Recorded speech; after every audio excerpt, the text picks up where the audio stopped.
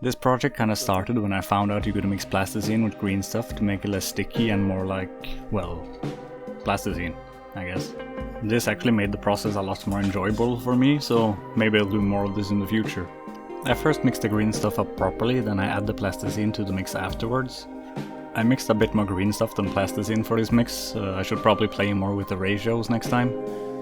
So I wanted to do something I've never done with Greeenstuff, and that is to sculpt a miniature. I have tried with polymer clays in the past, but never Greeenstuff, because I don't really like working with it. I still use it now and then, because it still has its uses, obviously. I feel like making a Greeenstuff miniature is kind of like a rite of passage or whatever.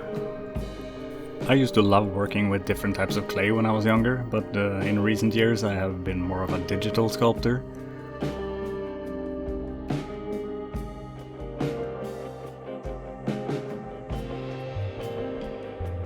The mini I am making is somewhat inspired by the old 16-bit SNES RPG adventure games. At some points I had some difficulty smoothing the details. This might have something to do with the working time, as the properties of Greeenstuff slightly change as it cures. So if you wait for a certain amount of time, it might be easier to use for certain things, or so I heard.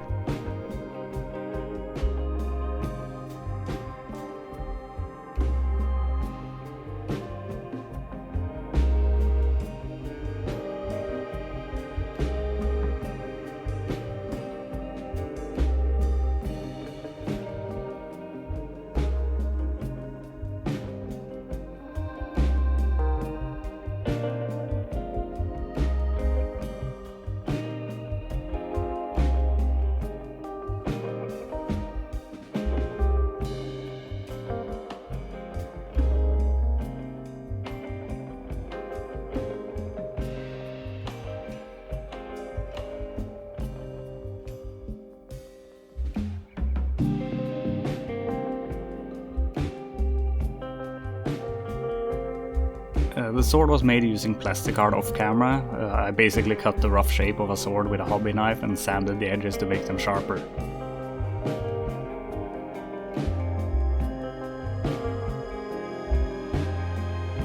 I didn't really go in with much of a plan, but I knew I wanted to make an elf in plate armor. And yes, I know it kinda looks like a goblin while it's still green, but I promise it's an elf.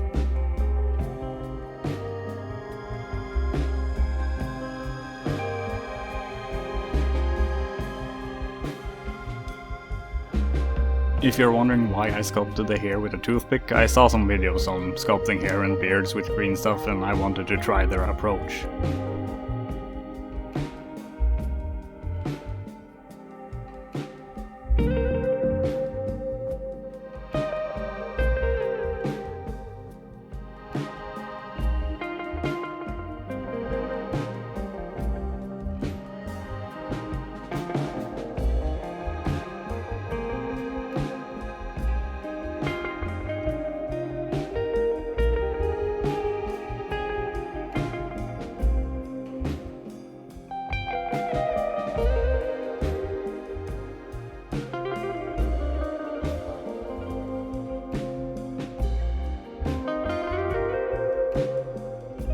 I wanted to do a rather basic non-metallic metal on this project, and while not perfect, I feel it got the job done.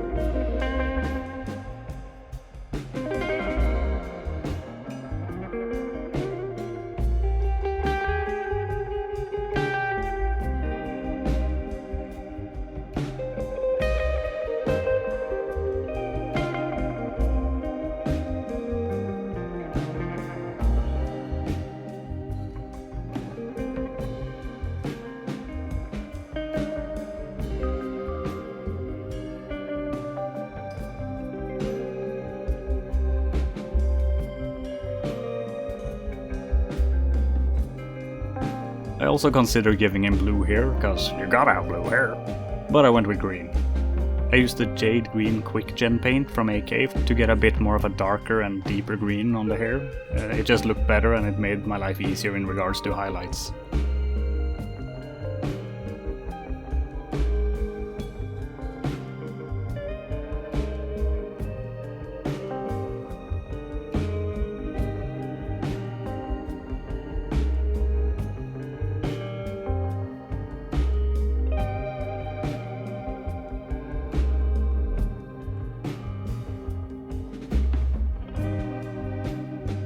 I base coated the cloth parts with amethyst blue and then started painting reds over.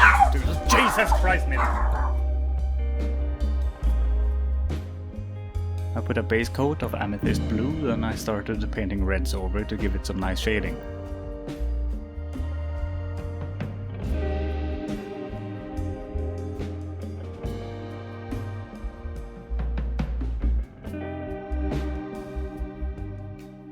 The face I had to give up on recording because it was too tedious, so sorry about that.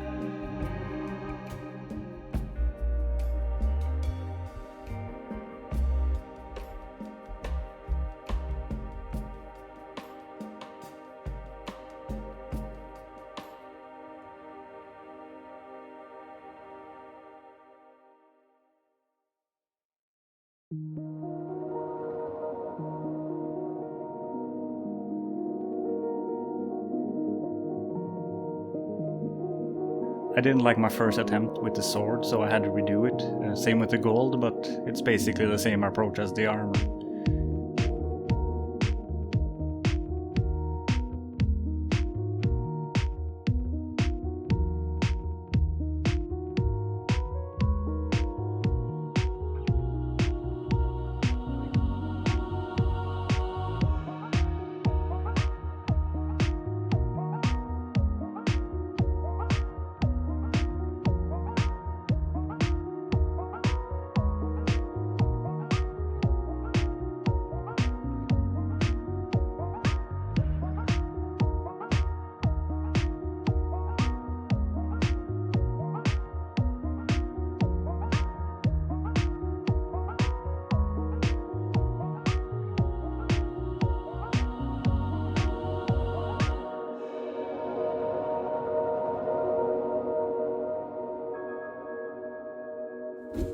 For the base, I once again used XPS foam scraps from previous projects and attempts at them. I had one that was almost a perfect shape too. After cutting up some bricks, I slapped on some dark earth texture paste and jammed the bricks into it before it dried.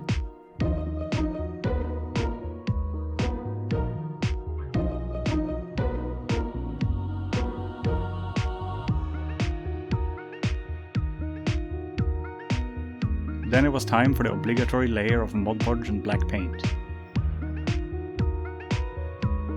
Then some nice green as a base and built up some colors using darkish bluish greys and other shades of grey.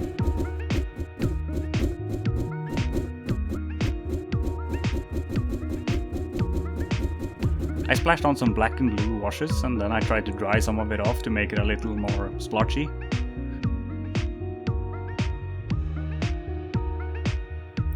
That tentacle was something I made just in case I needed it with some leftover green stuff. It actually came in handy. I also extended the base and painted that part green.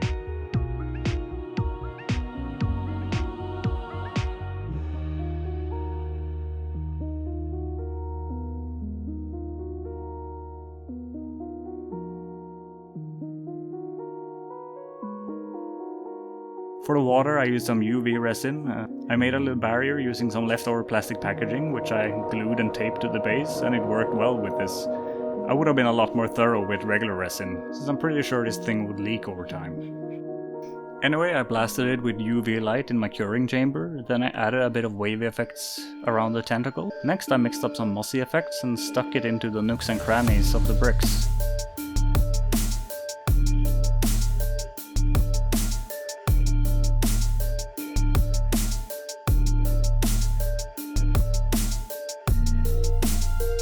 And then after placing our hero, it was done.